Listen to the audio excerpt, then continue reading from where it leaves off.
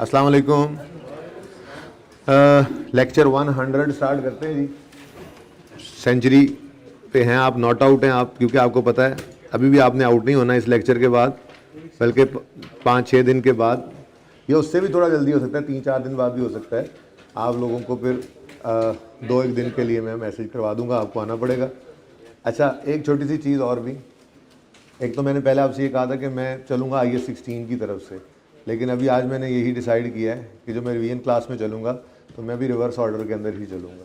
ठीक है, तो इसलिए आप लोगों ने भी अपनी जो भी रिवीजन स्टार्ट करनी है वो रिवर्स ऑर्डर में शुरू कर देनी है। ठीक है, सबसे पहले आप रेशोज़ चल रही हैं। असल में ना रेशोज़ के इम्पॉर्टेंट हैं MCQs, उनको समझ कभी कभी उनकी नहीं भी आती। ठीक है ना, उसकी वजह ये होती है कि वो MCQs के अंदर हमें थोड़ा डाटा वगैरह कभी कभी अज्यूम करना पड़ता है डिसाइड करने के लिए। तो वो 2-4 MCQs भी आपको मैं करके दिखाऊंगा, लेकिन उसके लिए ये है कि आप पहले कर लेंगे MCQs, अब टाइम आपको मिल रहा है। ठीक है, तो आज का जो होमवर्क होगा ना, इसको तो मैंने 12 अगली क्लास में डाल दिया था क्योंकि टाइम इतना मैनेज नहीं हो रहा। थ्योरी आज आप लोगों को करवानी है, इनमें से भी कोई ऊपर वालों में से भी कोई एक आधा सवाल रह गया तो वो भी इसी तरह से रिवीजन क्लास के अंदर मैं डाल दूंगा। ठीक है ना। अच्छा, करना क्या आपने, आपके पास बस अच्छी प्रैक्टिस आपकी हो गई है, कुछ एक बातें आपको मोटी मोटी याद हो चुकी हुई हैं। आपने पास पेपर्स आज अटैम्प्ट किए होंगे 4, 5, 7, 6, तो उनके अंदर जो रीजंस आ रही थी मोर और लेस वही हैं जो आपके जहनों में बैठ चुकी हैं और आपके इंटरप्रिटेशन वाले सफ़े के ऊपर पहुंची हुई हैं।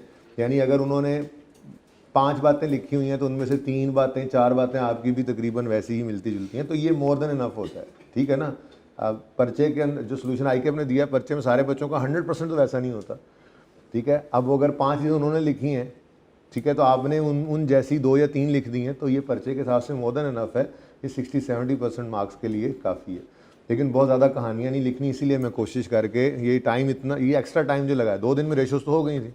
अब पिछले 3 दिन से क्या कर रहा हूँ मैं, इसी कोशिश कर रहा हूँ कि आप छोटी छोटी बातों को जहन के अंदर रख सकें ताकि छोटी छोटी बातें ही वहाँ पर लिखें। ठीक है ना।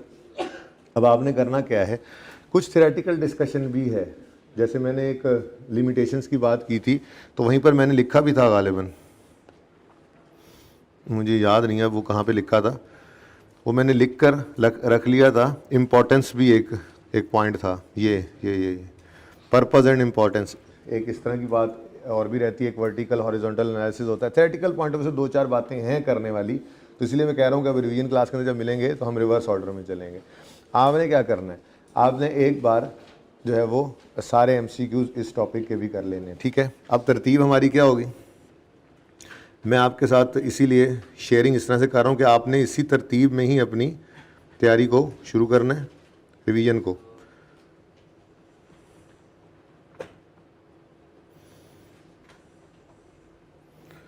यहाँ पे मैंने नंबर 1 लिखा था। ठीक है जी, सबसे पहले आपने रेशोज़ का चैप्टर कर लेना है। ठीक है, इसके सारे MCQs कर लीजिएगा। उसके बाद EPS, इसके MCQs भी आपने करने। ठीक है, वो मैं आप लोगों के साथ फिर डिस्कस करूँगा। नॉन प्रॉफिट ऑर्गेनाइजेशन के MCQs मैंने एक दिन कहे थे, देख लीजिएगा। वैसे उनमें कोई जान होती कोई नहीं है, 1-2 थ्योरेटिकल जो है उनके अलावा, बाकी जो उसकी थ्योरी है स्टैंडर्ड्स वाली, उसको मैं देख लूँगा, तो जाहिर सी बात है उसको भी मैं डिस्कस करूँगा आपके साथ। लेकिन आपने उसको कोई नहीं पढ़ना, इसलिए मेरे ख्याल में नॉन प्रॉफिट ऑर्गेनाइजेशन की कुछ एक MCQs अगर आपने देखने हो तो वो बेशक देख लीजिएगा। अदरवाइज़ आपको उसकी तैयारी अल्हम्दुलिल्लाह अच्छी है, कोई ज़रूरत नहीं होगी आपको। खैर, मेरा ऑर्डर तकरीबन यही चलेगा नॉन प्रॉफिट। और ये भी हो सकता है कि मैं थोड़ा बहुत इसके अंदर चेंज कर लूँ ग्रिड्स के हिसाब से, कि मैं ग्रिड वाइज भी डिस्कस कर रहा हूँ। ठीक है, लेकिन आपने अपनी तैयारी को इसी तरह से रिवर्स ऑर्डर में चलाना है। नॉन प्रॉफिट ऑर्गेनाइजेशन से पहले फिर आपने क्या किया था, IAS 7 statement of cash flows. इसके कुछ एक MCQs 2-3 अभी मैंने डिस्कस करने हैं, वैसे हमारी बात तो हो चुकी है। ठीक है जी, और फिर IAS 8। तो मेरी कोशिश होगी कि जब पहला दिन आप मिलें मुझे, तो कम से कम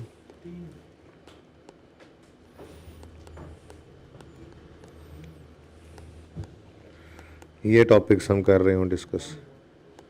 ठीक है, IAS 1 के अंदर भी 1-2 छोटी छोटी बातें पेंडिंग हैं, जैसे कि रिडेम्पशन था, बाय बैक ऑफ शेयर्स। ठीक है बेटा, जल्दी से थोड़ी सी जगह आप ऑलरेडी छोड़ दिया करें, 3री 4थी रो वाले।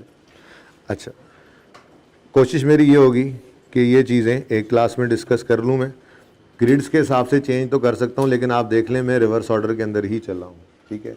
इससे पीछे क्या है, करेक्शन ऑफ एरर है और 5 टॉपिक्स, ठीक है ना।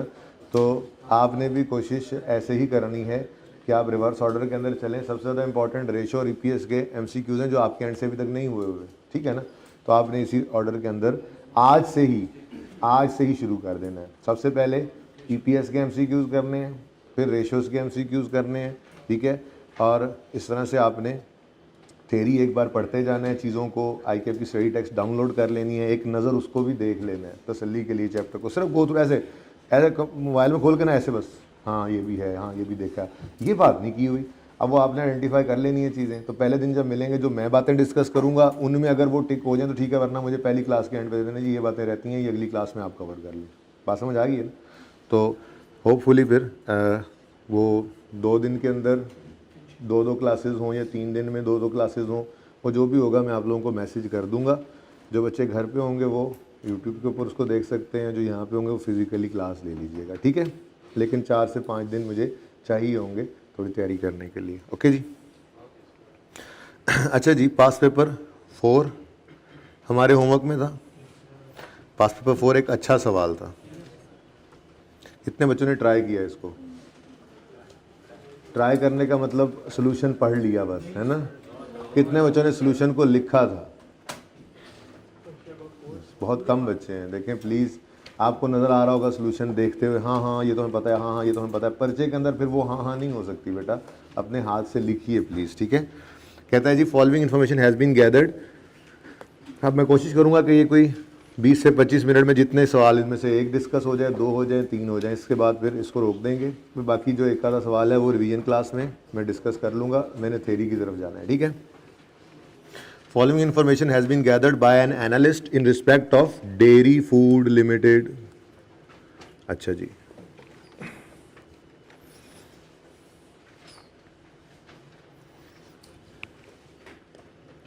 जी which specializes in various dairy products, ठीक है जी।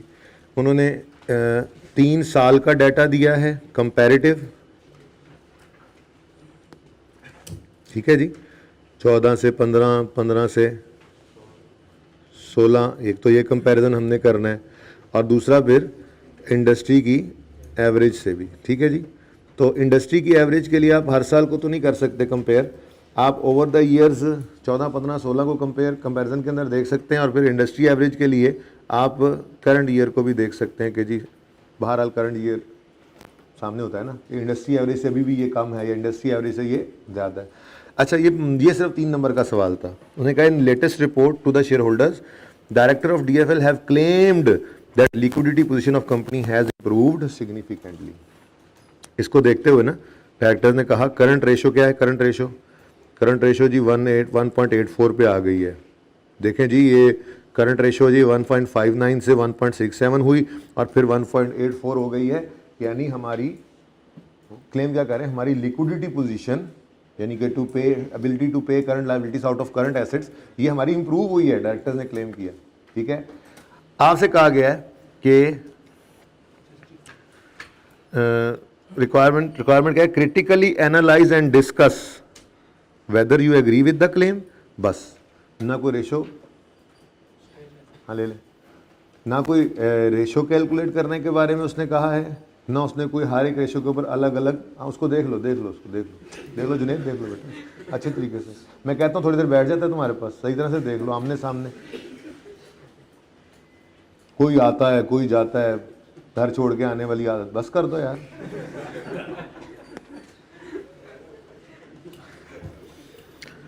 कोई रेशो कैलकुलेट नहीं करनी है, हर रेशो के ऊपर अलग अलग कमेंट नहीं करना। उन्होंने कहा डायरेक्टर के क्लेम के बारे में आप क्या कहते हैं। अब आपने देखना है करंट रेशो तो यार वाकई इंप्रूव हो रही है, लेकिन एट द सेम टाइम आप गौर करें तो क्विक रेशो ये डिक्रीज हो रही है, ठीक है। क्विक रेशो के डिक्रीज होने का मतलब क्या है, मतलब फिर गालिबन ये है कि शायद देखो कैश पे हो रहा है, कम हो रहा होगा ना कैश। अच्छा, कैश भी कम होता है क्विक रेशो कम होने की वजह से, करंट क्विक एसेट्स कम हो रहे हैं, करंट लायबिलिटीज़ बढ़ रही हैं, हो सकता है क्रेडिटर्स भी बढ़ रहे हों, या हो सकता है हमने कोई शॉर्ट टर्म लोन्स लिए हों, कुछ ऐसी बात हो, ठीक है ना। तो सिर्फ इस तरह से नहीं काम चल सकता। अच्छा, दूसरी तरफ देखें तो ये 91 पे आके फिर 80 पे चले गए हैं। ओह, ये भी एक गड़बड़ हो सकती है, ठीक है।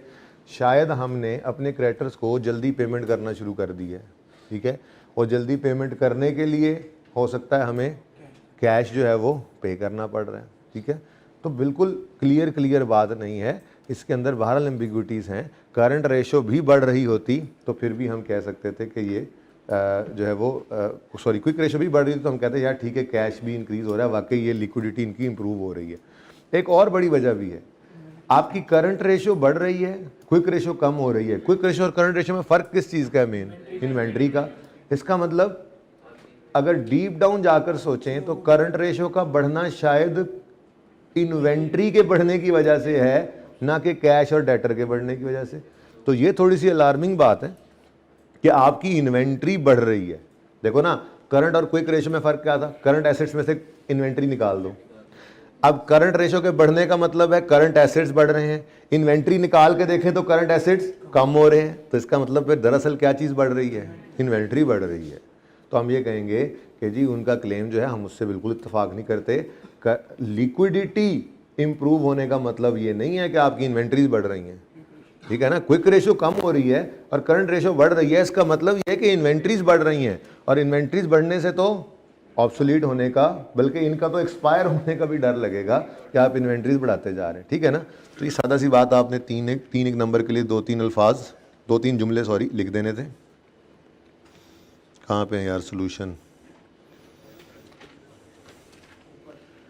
और सोल्यूशन नीचे आना है, ऊपर कौन सा क्वेश्चन नंबर है ये? While analyzing liquidity position of DFL, it is noted that current ratio has steadily increased over the years and it is better than industry average. However, quick ratio has steadily declined and is even lower than industry. साथ साथ industry की बात भी कर रहे हैं, कर देनी चाहिए थी मुझे भी। This is a clear evidence that increase in liquidity caused by an increase in inventory. आगे भी उन्होंने ये लिखा है, further considering nature of highly perishable inventories kept by dairy food, it is possible that DFL may bear high inventory losses due to short expiry.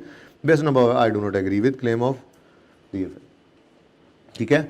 ऊपर सब में कर देना है, ठीक है ना। ऊपर सारी बातें ऐसे नहीं कि कोई जनाब आप ऊपर क्या कह रहे हैं आप, ठीक है जी। दिस इज वैसे तो कह रहे हैं this is a clear evidence. आप कह सकते हैं जी कि कारण, हाँ, this may be the reason, this may be due to the reason that inventories have increase, ठीक है। आप मे के साथ ही जवाब दिया करें, आपने कभी भी कंफर्म नहीं करना, ठीक है ना। सही है। तो बहरहाल ये आप कह सकते हैं, ये तो आप ये नहीं कह सकते आई मे डू नॉट एग्री, यहाँ पे मे ना लगाना, ठीक है। तो एग्री नहीं करे तो कह दो I do not agree with the claim of directors, ठीक है जी। अच्छा, उसके बाद बी पार्ट भी बड़ा अच्छा सवाल था, लेकिन इसके अंदर एक छोटा सा मसला था। वो मसला ये था कि प्रॉफिटेबिलिटी रेशोज़ के अंदर आपने तो बहुत सारी रेशोज़ पढ़ ली हुई हैं, ठीक है। अब नंबर हैं 12 सिर्फ। आपने रिटर्न ऑन कैपिटल एम्प्लॉयड पढ़ा हुआ है, return on equity, return on asset, asset turnover, sale net profit over sale ratio, gross profit over sale ratio, फिर एक्सपेंसेस ओवर सेल रेशियो। अब सब कुछ ही अवेलेबल है, आप खैर से निकाल लें। ये 7 एक रेशोज़ बनती हैं, बल्कि परसेंटेज चेंज इन सेल भी आप 8वीं निकाल लें, बेहतरीन, यही काम कर लेते हैं फिर। तो क्या करेंगे भाई? देखें, जब भी कभी वो खामोश हो और नंबर इतने कम हो कि आपने देखो लिक्विडिटी रेशियोज़ भी निकालनी है, ये दो ऑलरेडी मौजूद हैं, करंट रेशो और क्विक रेशो, दो तो ये हो गई। फिर वर्किंग कैपिटल रेशियोज़ के अंदर आपने 4 आपको ये निकालनी पड़ जाती हैं, debtor days, inventory days, creditor days और कैश ऑपरेटिंग साइकिल या वर्किंग कैपिटल साइकिल। अब 6 तो ऑलरेडी हो गई। अब प्रॉफिटेबिलिटी का क्या करें? तो भाई इसके अंदर एक तो याद रखो, अगर इतने कम नंबर हों तो आप ग्रॉस प्रॉफिट रेशो और नेट प्रॉफिट रेशो तो लाजमी निकाल लिया करो, ठीक है जी। क्योंकि जीपी और नेट प्रॉफिट के अंदर एक्सपेंसेस खुद ब खुद आ जाते हैं, ठीक है। प्लस जीपी और नेट प्रॉफिट रेशो की इंटरप्रिटेशन को आप यूज़ कर सकते हैं बाकी रेशोज़ के अंदर भी। जैसे इसके बाद आपने पहली 4 में से कोई 2 कर लें, ठीक है।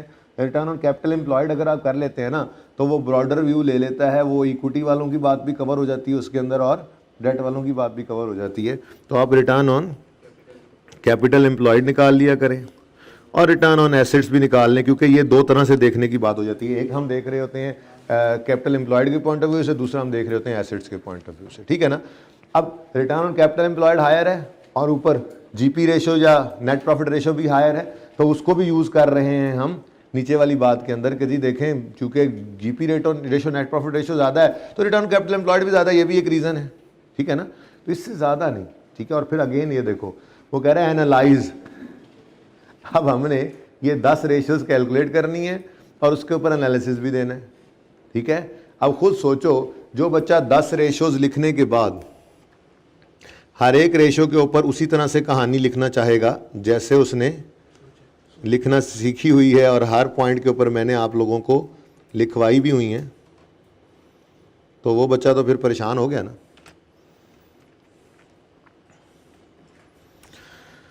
अच्छा जी, चलें। बहरहाल अब करना क्या होता है, करना ये होता है कि करंट रेशो क्विक रेशो निकाली, ठीक है, और एक आधी लाइन के अंदर बस बता दिया, ठीक है, कि जी देखें इन्होंने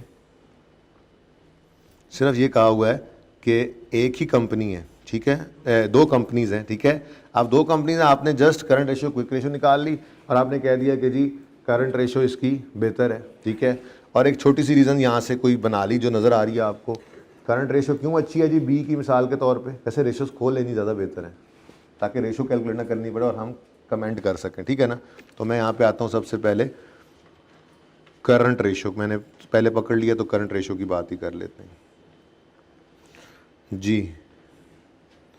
ये है रिजल्ट हमारे पास, नज़र आ रहा है। ऊपर करता हूँ तो सोल्यूशन भी नज़र आएगा ना असल में। चलो बहरहाल जी, बी की करंट रेशो 2 टाइम्स है और ए की 1.25 टाइम्स है, नहीं 1.5 टाइम्स है, 1 टाइम्स है, ठीक है ना। 2 टाइम्स और 1.36 टाइम्स। किसकी बेहतर है? बी की बेहतर है। अब हमने आकर नज़र डाली बैलेंस शीट, क्योंकि करंट रेशो तो यहीं से निकलती है ना, उसका तो प्रॉफिटेबिलिटी से कोई ताल्लुक नहीं है, ठीक है। हमने देखा कि स्टॉक तो चलो तकरीबन बराबर है, डेटर्स कैश तो अब दो बातें यहाँ से नज़र आई। पहली बात, डेटर्स से शायद रिकवरी में इनको मसला हो रहा है, ठीक है, और हो सकता है कहीं ये बैड ना हो जाए, ठीक है। हम तो कहेंगे ना कि जी बी की रेशो करंट रेशो बेटर है, लेकिन रीज़न भी तो थोड़ी सी देनी है ना, तो हम कहेंगे this may be due to longer period of credit allowed to debtors. क्यों? वो शायद ज़्यादा इसलिए पीरियड अलाउ कर रहे होंगे कि उनको सेल ज़्यादा मिल जाए। अगर खामखा कमेंट करना है तो इस पर कर सकते हैं। देखें, क्रेडिट उधार पे चीज़ उधार अलाउ करेंगे तो सेल बढ़ेगी, ठीक है ना। उधार ज़्यादा अलाउ करेंगे, सेल ज़्यादा बढ़ेगी। जितना अर्सा अगले को ज़्यादा दे रहे हैं वो आपके पास आके चीज़ें खरीद लेंगे, ठीक है ना। अब उधार ज़्यादा अलाउ करने की वजह से आपके डेटर डेज बढ़ रहे हैं, डेटर्स बढ़ रहे हैं, करंट रेशो भी नज़र आ रही है, लेकिन एक रिस्क तो है कि इररिकवरेबल ना हो जाए। बात समझ रहे हैं ना, ठीक है। साथ ही साथ आप दूसरी तरफ जब देखते हैं करंट एसेट्स और दूसरी तरफ करंट लायबिलिटीज़ हैं, ठीक है, तो आप देखते हैं कि जी करंट लायबिलिटीज़ भी अच्छा, एक और बात भी है, लॉन्ग टर्म लोन भी तो है इनका। बी का लॉन्ग टर्म लोन है, ए का कोई नहीं है। अब असल में ना कंपनी को चलने के लिए जो पैसे चाहिए होते हैं, मैंने आपको बताया था, वो या ओनर से लेते हैं या बैंकों से लॉन्ग टर्म के लिए लेते हैं, ठीक है। लेकिन बैंकों से जो लॉन्ग टर्म के लिए डेट लिया जाता है उसकी कॉस्ट है इंटरेस्ट, फिक्स कॉस्ट देनी पड़ती है, ठीक है। तो इतना कैश सरप्लस रखा हुआ है और उधर लोन लिया हुआ है, इससे बेहतर नहीं है कि इस कैश को यूज़ करके लोन पे कर लें यार। लोन पे करेंगे, ठीक है, करंट रेशो बहुत एक्सेसिव भी तो अच्छी नहीं ना होती। इतना कैश क्यों रखा हुआ है फारिग में आपने, उधर से आप इंटरेस्ट पे कर रहे हैं, आप थोड़ा सा इसको यूज़ करके उस लोन को भी कम कर सकते हैं। तो ये दोनों बातें की जा सकती थी, ठीक है, कि जी बी की करंट रेशो बेहतर है, माना बी की करंट रेशो बेहतर है, लेकिन एक दो डेटर ज़्यादा आ रहे हैं जो मे भी एक रीज़न हो सकती है कि उन्होंने टाइम क्रेडिट पीरियड ज़्यादा अलाउ किया हुआ है सेल्स को ज़्यादा करने के लिए, लेकिन रिस्क भी है साथ ही कि इररिकवरेबिलिटी हो सकती है, ठीक है। और दूसरा, इतना ज़्यादा कैश पड़ा हुआ है सरप्लस में, इसको यूज़ कर लें एल्सवेयर, लोन रीपे कर दें, इंटरेस्ट कम पड़ेगा, या कहीं और इन्वेस्ट कर दें। अब ये एक लाइन से लिखनी जैसे वहाँ पे लिखवाई हुई है, ठीक है ना, कि current ratio of B is better, however it is an indicative, it may be an indicative that debtors may have been allowed longer credit period which may prove which may lead them for to irrecoverability. Also surplus cash can be used elsewhere, बस इतना लिख दो काफ़ी है, या कह दो to पे ऑफ लोन, ठीक है ना। तो रेशोज भी कैलकुलेट करनी है, एक एक दो जुमले भी लिखने हैं, तो जितना क्विक हो सके। हर रेशो कैलकुलेट करने का आधा मिनट आपके पास होना चाहिए। तो फिर 10 रेशोज कैलकुलेट करने के कितने, 5 मिनट बन गए। 5 मिनट ज़्यादा नहीं लगाने, आप बना के फूल शूल लगा रहे हैं साथ, नहीं भाई, क्विकली आपने फार्मूला अंग्रेजी वाला नहीं लिखना, मैंने आपको पहले दिन ही बता दिया था, ठीक है। अंग्रेजी वाला फार्मूला नहीं लिखना, डायरेक्ट फिगर्स लिखनी है और फार्मूला प्रेजेंट हो गया सामने, ठीक है। अब 5 मिनट में आपने ये रेशियोज कैलकुलेट की, 12 इंटू 1.8 करो, कितना बनता है? 12 इंटू 1.8 करो, 22 मिनट। 5 मिनट में आपने रेशियोज कैलकुलेट कर ली। अब कितने रह गए? 15-16 मिनट हैं। अब 15-16 मिनट के अंदर ये 2-2, 3-3 लाइनें लिखी जा सकती हैं। आप इनको इकट्ठा करके, उसने इकट्ठा कहा एनालाइज करो, आप भी इकट्ठा एनालाइज कर लेंगे, ठीक है ना। ये बात समझ आइए। तो करंट रेशो के अंदर मोर और लेस यही बातें आ गई। लिक्विडिटी रेशोज के अंदर, ठीक है। क्विक रेशो भी ऐसे ही, क्विक रेशो भी ज़्यादा है, तो आप करंट रेशो के बारे में कह दें कि जी डेटर ज़्यादा है, रिकवरेबिलिटी का डर है, और क्विक रेशो के बारे में कह सकते हैं जी कैश वेला पड़ा है, इसको यूज़ कर लें कहीं पे। बहरहाल है तो ज़्यादा, लेकिन रीजंस भी एनालाइज भी तो करना है ना। प्रॉफिटेबिलिटी रेशोज़ में इत्तफाक से उन्होंने भी यही 4 रखी हुई हैं। कभी किसी सोल्यूशन के अंदर इसके अलावा कोई आ जाए, कोई मसला नहीं है, जीपी नेट प्रॉफिट तो होगी ही। उन्होंने रिटर्न ऑन कैपिटल एम्प्लॉयड के साथ एसेट टर्नओवर निकाली हुई, कोई परेशानी की बात नहीं है, ठीक है। आपको अगर प्रॉफिटेबिलिटी रेशोज कहे तो यही 4 निकाल लिया करें, ओके। कभी सोल्यूशन हो सकता है ना वो दूसरी निकाल दे, अनलेस कि वो खुद कह दे फलां रेशो निकालो, ओके। अच्छा, अब इसके अंदर आप देखें तो कोई इतना खास फर्क नहीं है नेट प्रॉफिट रेशो में, ग्रॉस प्रॉफिट में भी इतना खास फर्क नहीं है, लेकिन रिटर्न ऑन कैपिटल एम्प्लॉयड ज़्यादा है, ठीक है। अब रिटर्न ऑन कैपिटल एम्प्लॉयड ज़्यादा होने की वजह क्या हो सकती है? देखो, एवरेज कैपिटल एम्प्लॉयड ने डिनोमिनेटर में पढ़ना है, ठीक है। अभी देख के आए हैं, कैपिटल एम्प्लॉयड होता है डेट प्लस इक्विटी। ए का डेट था ही कोई नहीं, क्या ख्याल है? था डेट? भूल रहे हैं आप? ए का तो डेट था ही नहीं, इक्विटी भी कम थी, डेट था ही नहीं, ठीक है। और बी का इक्विटी भी ज़्यादा है लेकिन डेट भी लिया हुआ है, तो ये भी तो एक रीज़न ही है, ठीक है ना। हायर होने की इतना फ़र्क, हालांकि gross profit net profit ratio में कोई खास फर्क नहीं है, यानी प्रॉफिट्स की परसेंटेज, ये भी 100 रुपए की चीज़ बेचे तो 10 रुपए प्रॉफिट कमाता है, ये 100 की चीज़ बेचे तो 9 रुपए प्रॉफिट कमा रहे हैं। ग्रॉस प्रॉफिट ये 18 कमाता है, वो 16, कोई इतना बड़ा फर्क नहीं है, ठीक है। लेकिन साथ ही इधर ढेर सारा फर्क आ रहा है। अच्छा, इवन ये थोड़ा थोड़ा कम कमा रहा था profit, net profit gross profit, लेकिन रिटर्न ऑन कैपिटल एम्प्लॉयड पे आते हुए एकदम से ज़्यादा हो गया, तो उसकी वजह सामने एविडेंट है ना, तो बोल दो उसको, ठीक है, कि यहाँ पर उन्होंने डेट लिया हुआ है और इक्विटी भी जो है वो इनकी बी की ज़्यादा है, ये भी एक रीज़न है, और तो कोई रीज़न है नहीं, क्योंकि हम ये तो नहीं कह सकते हायर जीपी रेशो और हायर नेट प्रॉफिट रेशो की वजह से इसका रिटर्न कैपिटल एम्प्लॉयड हायर है, नहीं भाई, ऐसे तो नहीं कर सकते ना आप। कितना को हायर है? इतना हायर है कि वो रिटर्न कैपिटल एम्प्लॉयड को ज़्यादा ले जाए, ठीक है। तो आप सादा सी बात 2 जुमलों में इसके ऊपर कर सकते हैं। वो कहता है जी बी की ratio net profit slightly higher है, ठीक है, जो कि सिग्निफिकेंट ही नहीं है खास, ठीक है। ए के return on capital employed ratio और रिटर्न ऑन एसेट बहुत हायर है, ठीक है। रिटर्न ऑन एसेट ज़रा कम ही हायर है वैसे, रिटर्न कैपिटल एम्प्लॉयड बहुत हायर है, ठीक है। वो कह रहे हैं क्योंकि लार्ज बैलेंसेज ऑफ कैश पड़े हुए हैं, लॉन्ग टर्म लोन पे नहीं कर रहे, कंपनी यूज़ कर देती है अगर पे करने के लिए उस कैश को, तो उनकी भी रिटर्न कैपिटल एम्प्लॉयड जो है वो बेहतर होती है, ठीक है। बहरहाल ऐसे एक 2 बातें आप लिख सकते हैं। वर्किंग कैपिटल रेशोज़ के अंदर हम आते हैं तो वर्किंग कैपिटल रेशोज़ ऊपर देख कर आए कि करंट रेशो बी की बेहतर है, नीचे देखते हैं तो डेटर डेज बी के ज़्यादा हैं, तो यहाँ से भी वो बात सेकंड हो रही है। अब आपने सारी रेशोज़ कैलकुलेट की होती हैं, सामने बात पड़ी हुई है ना, तो आप कह सकते हो कि जी वो ज़्यादा दिन अलाउ कर रहे हैं जिस वजह से डेटर ज़्यादा है, ठीक है। करंट रेशो तो बेहतर है लेकिन डर तो है रिकवरेबिलिटी। अब रिकवरेबिलिटी कहीं एक जगह लिख दिया, दूसरी जगह लिखने की कोई जरूरत नहीं, बार बार लिखने की जरूरत, रिपीट नहीं करना, बस एक जगह लिख दिया आपने, ठीक है, काफ़ी, ओके, सही है ना। ऐसे ही इन्वेंट्री डेज हैं, इन्वेंट्री डेज ए के बी के ज़्यादा हैं, बी के ज़्यादा हैं। आप कहोगे जी क्योंकि ये जैसे डेटर डेज ज़्यादा अलाउ कर रहे हैं, डेटर को क्रेडिट पीरियड ज़्यादा अलाउ कर रहे हैं, तो इनकी सेल्स ज़्यादा क्विकली, इन्वेंट्री ज़्यादा क्विकली सेल में कन्वर्ट होती है, ठीक है ना। तो ये सारी बातें मोर और लेस हमने कहीं ना कहीं एक आध पॉइंट के अंदर की होती हैं, ठीक है। एग्जैक्ट सोल्यूशन मैच हो जाएगा आप लिखेंगे और आई कैप वाला, ये तो मुमकिन नहीं है। आई कैप का ही एक रेशो के की इंटरप्रिटेशन का सोल्यूशन एक अटैम्प्ट से दूसरे अटैम्प्ट में मैच नहीं हो रहा था। ये होती है ऐसी बात है, थोड़ी सब्जेक्टिव सी बात होती है, आपने करनी होती है। तो दो चार जो मोटे मोटे पॉइंट्स हैं इनके अंदर, बस वही टेक्निकल बातें हैं, वो मैंने आपको इंटरप्रिटेशन वाले उस पॉइंट के अंदर लिखवा दी। तो नंबरों के हिसाब से आपने बस उन्हीं को यूज़ कर लेना है, लंबी चौड़ी कहानियों के अंदर नहीं पढ़ना। ठीक है, सही है। अच्छा, ये 5 है, इसमें रीजंस फॉर फ्लक्चुएशंस हैं, वो जो मैंने आपको शॉर्ट इंटरप्रिटेशंस कल तस्वीरें बनवाई थी आपको, ठीक है, वो मोर और लेस वही वाली बातें आपको मिलेंगी। कोई एक आधी यहाँ पे ज़्यादा होगी, कोई एक आधी वहाँ पे ज़्यादा होगी, इसलिए इनको बस आपने देख लें। देखा था इनको भी वैसे, कोई ऐसी चीज़ जो आपको परेशान कर रही हो यहाँ पे लिखी हुई, किसी ने देखा हो अगर कोई पॉइंट हो तो। ये एक अच्छा सवाल था,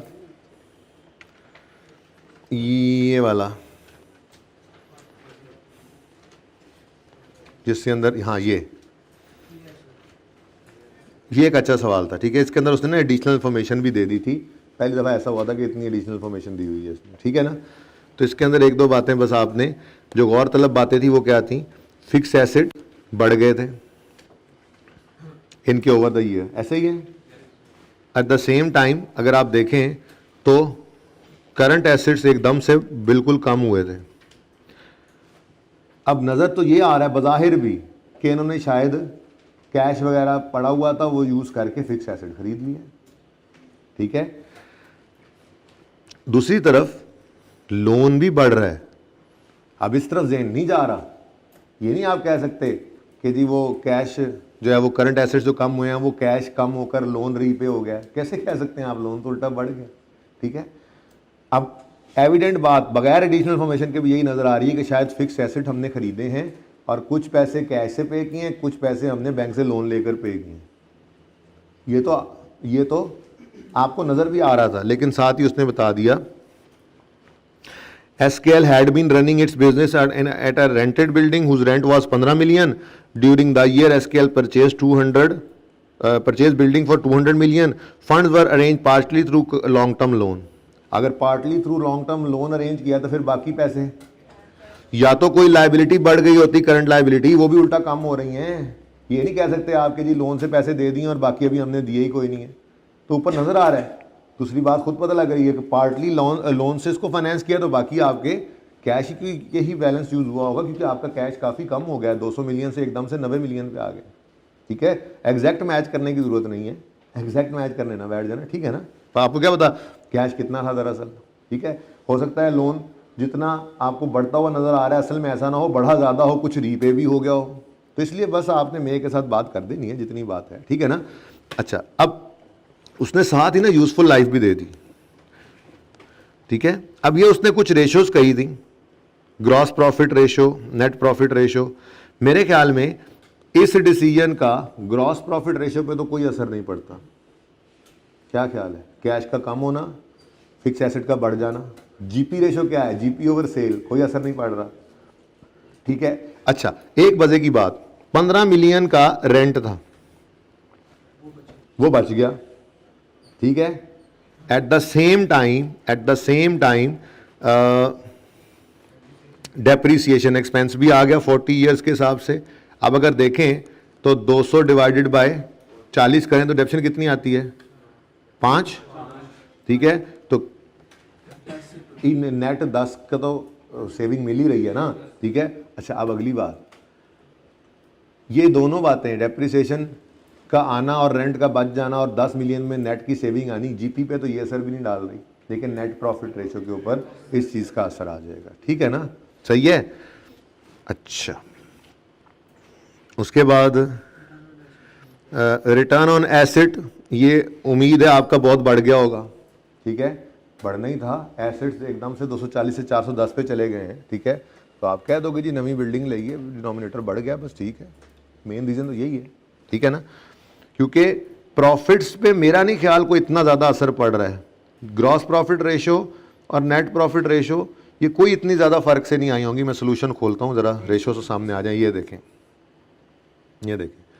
जीपी रेशो 30 से 26 पे आ गई, नेट प्रॉफिट रेशो 7 से 8 पे चली गई। क्या हुआ जी, ऊपर यूनिट्स बढ़ते हुए नज़र आ रहे थे सवाल के अंदर, मैंने आते हुए देखा अभी इस तरफ, ये देखो number of units sold in million ये बढ़े हैं।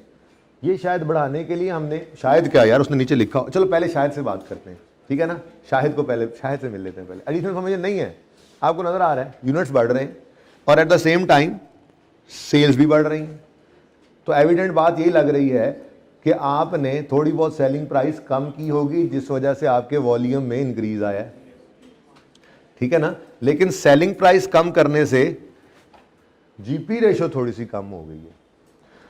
साथ ही साथ ये भी हो सकता है सेलिंग प्राइस कम की थी उस वजह से गुड्स सोल्ड बढ़ी हैं तो कॉस्ट ऑफ सेल एक तो डायरेक्टली उससे बढ़ सकती हैं, लेकिन मे के साथ हम ये भी तो कह सकते थे कि हो सकता है रॉ मटेरियल में भी महंगाई आ गई हो। हमने अगर चीज जो है वो बेचना हो कॉस्ट ऑफ सेल में, मे के साथ कह सकते हैं ना जी, कह सकते हैं कि जी हो सकता है रॉ मटेरियल महंगा हो गया हो, लेकिन वैसे ये नजर आ रहा है कि क्योंकि सेल्स बढ़ी है तो कॉस्ट ऑफ सेल भी बढ़ रही है, ठीक है ना। लेकिन मसला यहाँ थोड़ा सा फर्क है, सेल के अंदर अगर आप इंक्रीज देखें तो परसेंटेज ग्रोथ इन सेल कितनी आ रही है, जरा देखो फर्क कितना है, 71 है ना। 71 डिवाइड बाय 300 इंटू 100 कितना बनता है, ऐसे ही जरा मुझे बताओ।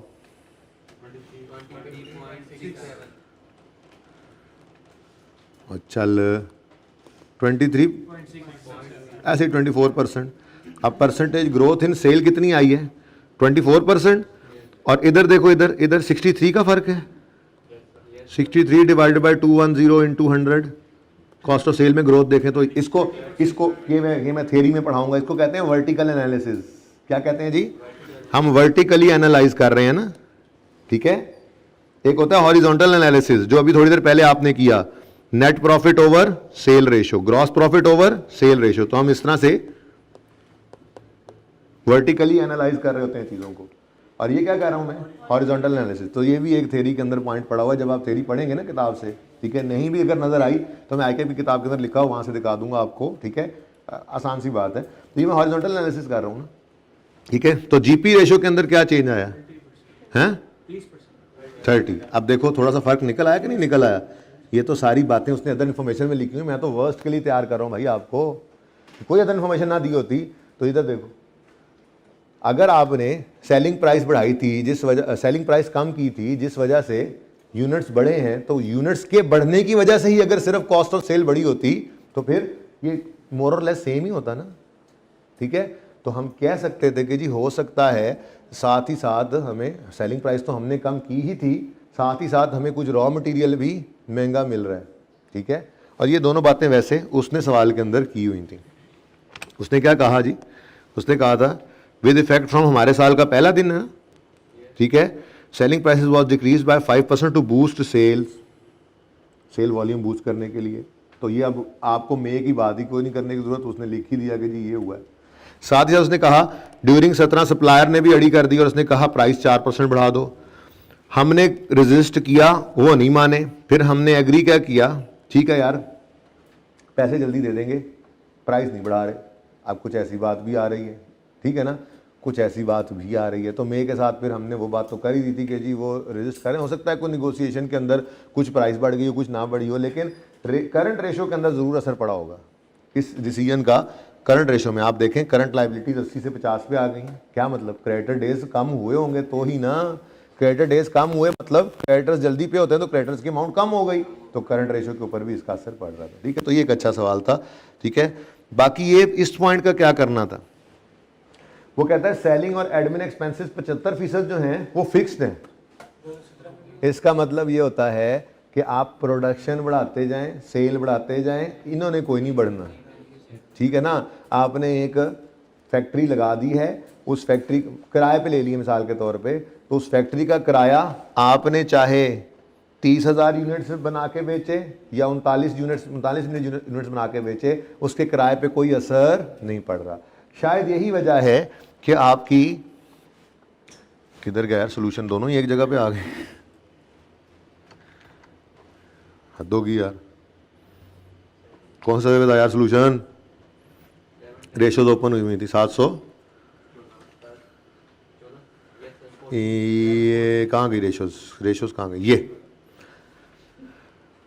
वो कह रहा है कि 75% सेलिंग एडमिन एक्सपेंसेस जो है वो फिक्स हैं। मैंने आपको मिसाल दे दी, रेंट हो गया, ठीक है, रेंट जैसे है, अगर बिल्डिंग रेंट के ऊपर है तो वो फिक्स है, आप 30 मिलियन यूनिट्स बनाएं, आप 40 मिलियन यूनिट्स बनाएं, आप 50 मिलियन यूनिट्स बनाएं, इसने कोई नहीं बढ़ना, लेकिन नंबर ऑफ यूनिट्स बढ़ते जाएंगे तो पर यूनिट कॉस्ट तो वैसे ही कम होती चली जाती है। आपको इसी को तो कहते हैं इकोनॉमीज ऑफ स्केल, ठीक है। शायद यही वजह है कि ग्रॉस प्रॉफिट रेशियो तो कम हुई है, नेट प्रॉफिट रेशियो किसी न किसी दर्जे में बढ़ी हुई है। गौर करो, देखो मैं अब यहां नहीं लिखता, मेरे ख्याल में फिर सोल्यूशन भी इधर, क्वेश्चन भी इधर ही आ जाएगा। चलें छोड़े, ये देखें 30 से 26 पे गई है ग्रॉस प्रॉफिट रेशियो, लेकिन अच्छा ग्रॉस प्रॉफिट रेशियो अगर कम हुई है तो नेट प्रॉफिट रेशियो को भी कम होना चाहिए था ना, लेकिन नेट प्रॉफिट रेशियो 7 से बढ़ के 8 हो गई है, थोड़ा सा इंक्रीज तो है ना। अब आप कहोगे कि जी इसमें दो बातें हो सकती हैं, एक तो उन्होंने ऑपरेटिंग एक्सपेंसेस के ऊपर टाइट कंट्रोल रखा, और दूसरा वो कह रहा है 75% फिक्स्ड कॉस्ट है, तो इसका मतलब इकोनॉमीज ऑफ स्केल मिली है, एडिशनल प्रोडक्ट्स की तरफ जाने की वजह से हमें कोई एडिशनल कॉस्ट नहीं पड़ी। ठीक है, टाइम ज़्यादा हो गया जी, मैंने 20 मिनट गए थे, मेरे को 40-30 मिनट हो गए। चले बहरहाल, अच्छा ये पॉइंट लिख देने से क्लियर हो गया, ये ना लिखता तो ऐसे बात हम वैसे भी कर सकते थे, ये पॉइंट नीचे ना लिखा होता आखिरी वाला, और मैं ग्रॉस प्रॉफिट रेशियो निकालता और नेट प्रॉफिट रेशियो निकालता, ठीक है, तो मैं क्या कहता, मैं कहता जी आप कहते हैं पर्चे में, आप क्या कहते हैं जी ग्रॉस प्रॉफिट रेशियो कम हो रही है, नेट प्रॉफिट रेशियो बढ़ रही है, इसका मतलब ऑपरेटिंग एक्सपेंसेस पे टाइट कंट्रोल था, और हो सकता है कि इकोनॉमीज ऑफ स्केल भी इनको मिल रही हो, तो वो पॉइंट ना भी होता तो हम ये वाली बात इसी तरह से यूज कर सकते थे। ठीक है, अब लंबी लंबी कहानियां कोई नहीं है, इन्होंने भी कोई खास नहीं लिखी हुई, ठीक है, 2-2 3-3 पॉइंट्स लिखे हुए हैं, मार्क्स को देखते हुए आपने हमेशा चलना है। ठीक है जी, मार्क्स इस सवाल के 12 हैं अगेन, जिसमें 8 नंबर उसने सिर्फ कंप्यूटेशन के, 8 नंबर उसने सिर्फ कंप्यूटेशन के रखे हुए हैं। ठीक है, कितनी रेशियोज निकालनी थी? 6 रेशियोज। अब ये नहीं कि आपने कहा अल्लाह भाई मैंने तो 8 × 1.8 15 मिनट कैलकुलेशन में लगाने। ठीक है, कंप्यूट फॉलोइंग रेशियो फॉर 16 और 17 2 साल की रेशियोज निकालनी थी। ठीक है, यानी 6 दूनी 12। वैसे 8 × 1.8 करो जरा, 15 मिनट बन रहे हैं ना, आप 15 मिनट कैलकुलेशन में लगा दोगे, अगर 15 कैलकुलेशन में लगाओगे तो नीचे 5-6 मिनट में कैसे इंटरप्रिटेशन करोगे? ठीक है ना, तो हर रेशियो के लिए आपको कहा है कैलकुलेशन के लिए कितना टाइम होना चाहिए? 30 सेकंड बहुत है, 30 सेकंड बहुत है, तो 12 रेशियोज के लिए 5-6 मिनट।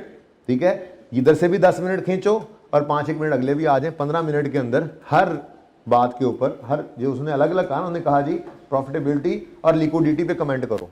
ठीक है, तो मैंने ये जितनी बातें की हैं ये 3 से 4 पॉइंट्स लिखे जा सकते हैं 3 से 4 मिनट में।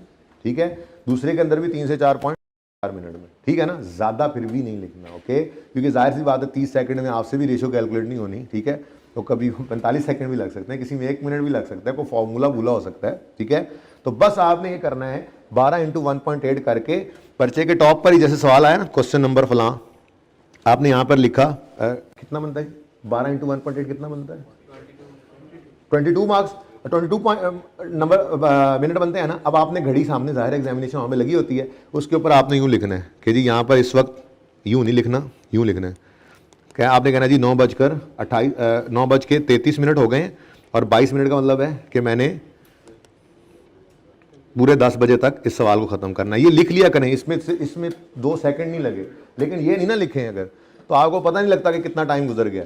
आप घड़ी चल रही है, आपके क्वेश्चन के टॉप पे लिखा हुआ है 10 बजे तक, 10 बजे तक, अब आपको 5 मिनट 7 मिनट 10 मिनट गुजरते नजर आए। ये बहुत अहम बात कर रहा हूँ मैं, आप सिर्फ 22 मिनट भी लिख लेंगे ना, वो 22 मिनट का आपको पता नहीं लग रहा हो ना, तो ये 2 सेकंड ज़ाया कर लेना, इससे जी ज़ाया नहीं है। आप घड़ी सामने सोल्यूशन कर रहे हो, सामने नजर आ रहा है जी 10 बजे तक इस क्वेश्चन का टाइम है मेरे पास। ठीक है, तो आप लिखो, लिखते जाओ, जब देखो कि जी अब बस टाइम पूरा हो रहा है तो बस कंक्लूड करो और आगे चलो, क्योंकि आपके पासिंग मार्क्स आ चुके हुए हैं उस सवाल में से भी, रेशियो कैलकुलेट कर चुके हो मोटी मोटी, हर रेशियो के बारे में 2-2 3-3 बातें आपने लिखी हुई प्रॉफिटेबिलिटी लिक्विडिटी के बारे में। अब टाइम पूरा हो गया, बस ठीक है अब आगे चलो, बाकी पर्चा भी तो करना है। ठीक है, ओके, अच्छा जी, अब मेरे ख्याल में 2 रह गए, नहीं 1 ही रह गए। चलें ठीक है, अब इसको मैंने यहाँ पर लिखा हुआ है रिकॉर्ड के लिए, मेरे ध्यान में यही था कि टाइम ज़्यादा हो जाएगा, इसलिए ज़रा पॉज करिएगा आमिर भाई। ठीक है जी, अब ये पास पेपर 11 जो है इसको इंशाल्लाह रिवीजन क्लास में टेकअप करते हैं।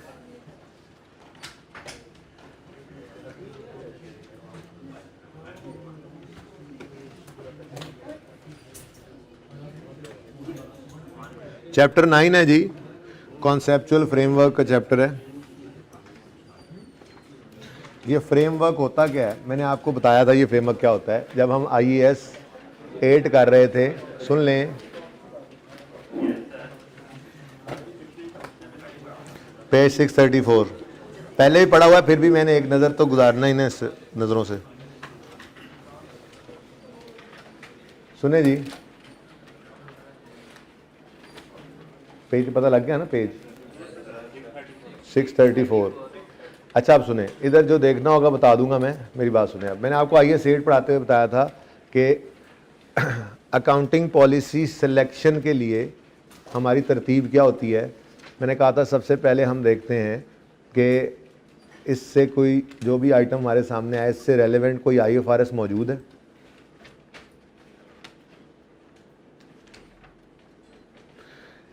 अगर तो IFRS रेलेवेंट मौजूद हो तो हम उसी को यूज़ कर लेते हैं। अगर रेलेवेंट IFRS मौजूद ना हो तो हम सिमिलर IFRS की तरफ जाते हैं। तरतीब ये थी, ऐसे ही है। और अगर सिमिलर IFRS भी ना हो तो फिर हम फ्रेमवर्क की तरफ जाते हैं। याद आ रहा है?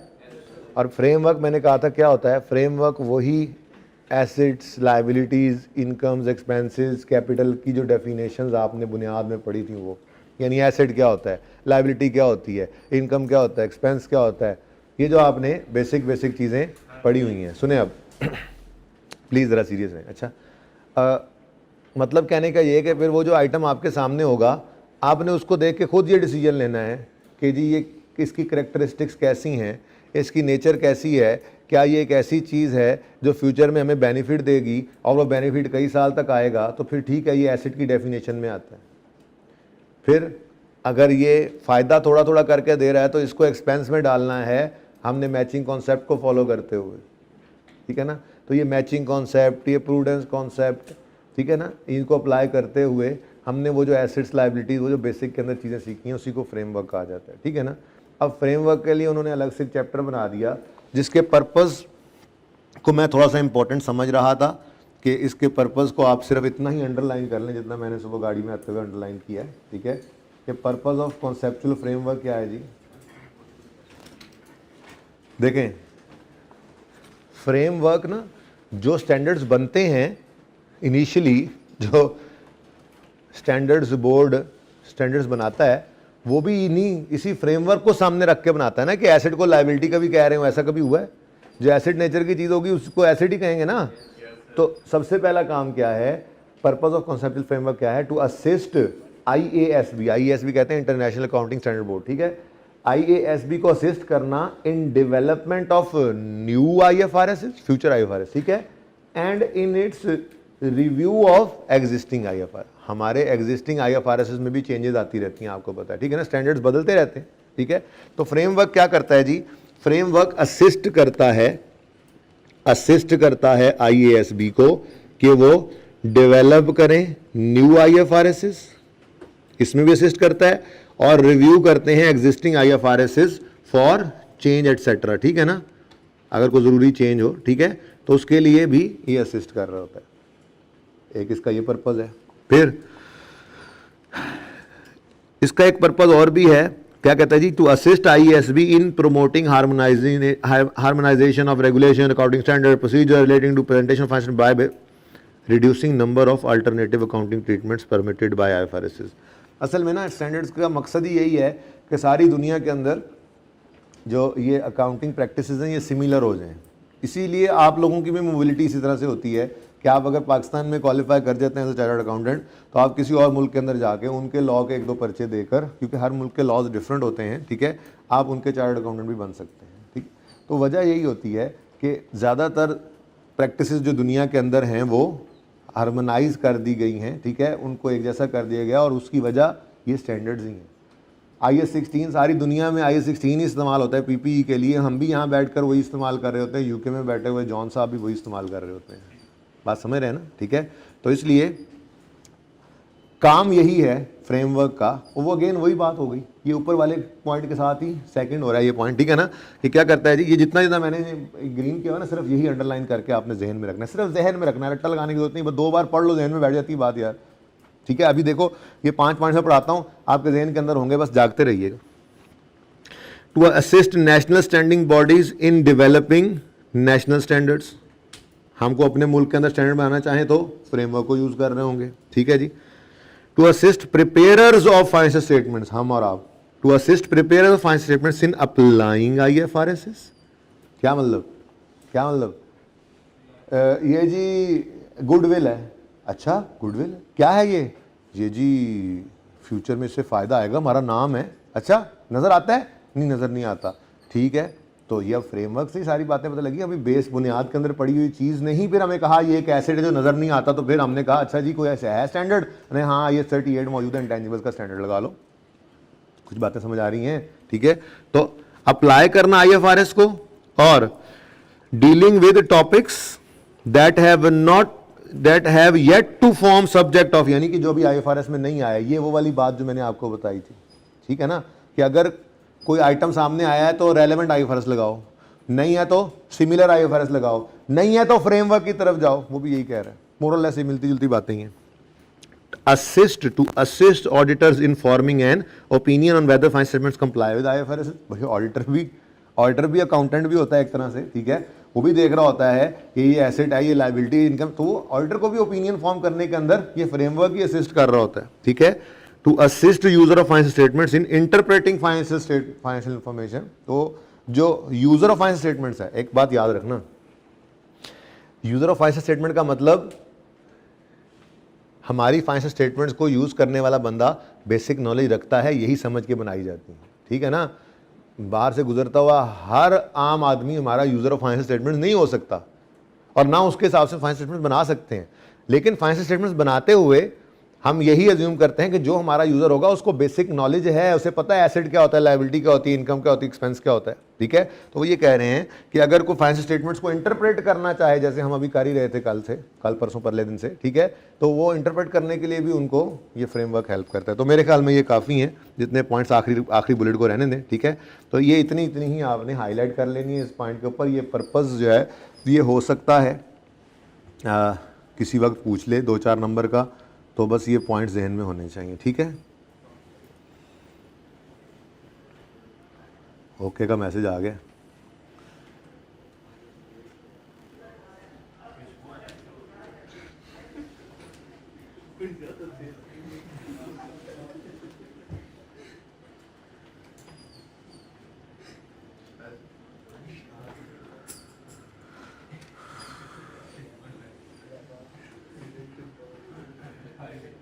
पॉज करें जरा आमिर भाई, आप क्या यार पॉज ही नहीं करते यार आप। अच्छा जी, उसके बाद एक बड़ी ही इंपॉर्टेंट लाइन है, बाकी ये उसने चैप्टर उसने बताया जी फ्रेमवर्क के अंदर ये चैप्टर्स हैं, बट ठीक है आपने क्या करना है, ये चैप्टर्स हैं फ्रेमवर्क के अंदर, ठीक है। अल्टरनेटिव है कॉन्सेप्चुअल फ्रेमवर्क का, the alternative to a conceptual framework छोड़ो, ये इंपॉर्टेंट बात है। इस कॉन्सेप्चुअल फ्रेमवर्क एन IFRS, कहते हैं ये कुछ स्टैंडर्ड है, मैंने कहा नहीं, conceptual framework is not an IFRS and nothing in conceptual framework overrides any specific IFRS। कहता है कोई स्टैंडर्ड ये नहीं है, framework is not a standard, और फ्रेमवर्क में कोई ऐसी बात नहीं लिखी होती जो किसी स्टैंडर्ड के को ओवरराइड कर जाए, किसी स्टैंडर्ड से क्लैश नहीं है इसका होता, ठीक है ना।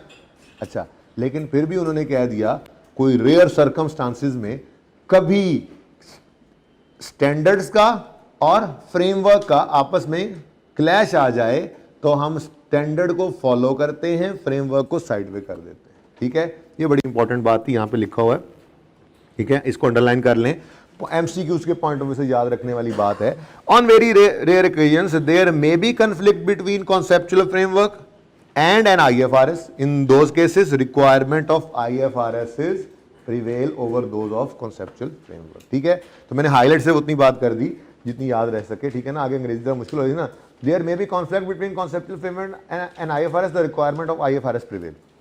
ठीक हो गया, डन, ये याद रखना है। उसके बाद जी फाइनेंशियल स्टेटमेंट्स की क्वालिटेटिव कैरेक्टरिस्टिक्स क्या होती हैं जी, कि कंपेरेबल हों, वेरीफाइबल हों, टाइमली बेसिस पर बन जाएं और अंडरस्टैंडेबल हों। ये इंट्रो वाली बातें हैं, इनको सिर्फ क्या करना है आपने, रीड ओनली, RO, जितनी बार रिवीजन करो ना उतनी बार सिर्फ इसको एक बार पढ़ लेना।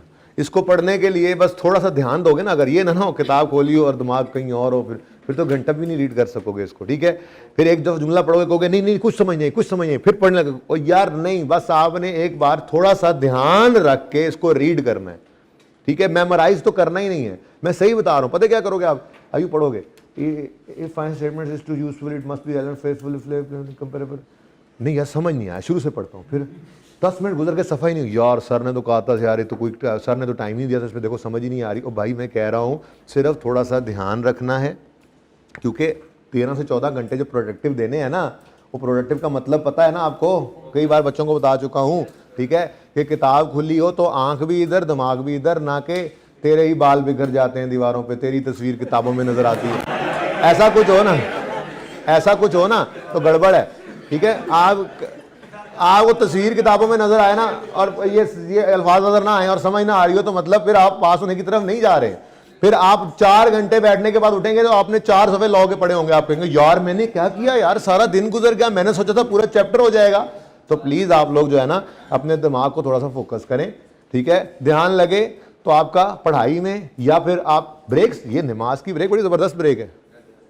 फजर के बाद नाश्ता वाश्ता किया, अम्मा अब्बा को अगर घर पे हैं थोड़ा सा टाइम दिया, 2 4 5 10 मिनट सलाम दुआ करके उनका टाइम गुजार के आके पढ़ने बैठ गए।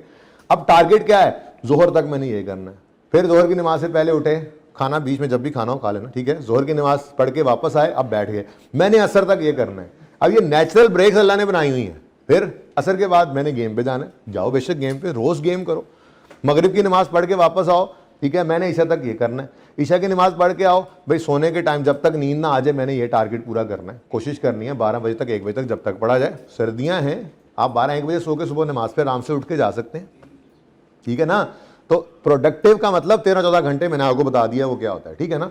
तो वो प्रोडक्टिव टाइम जब आप दे रहे होगे ना, तो किताब सामने है, आपका दिमाग भी इधर ही है, जस्ट एक रीडिंग देनी है आपने, इसको याद वाद कुछ नहीं करना, ठीक है।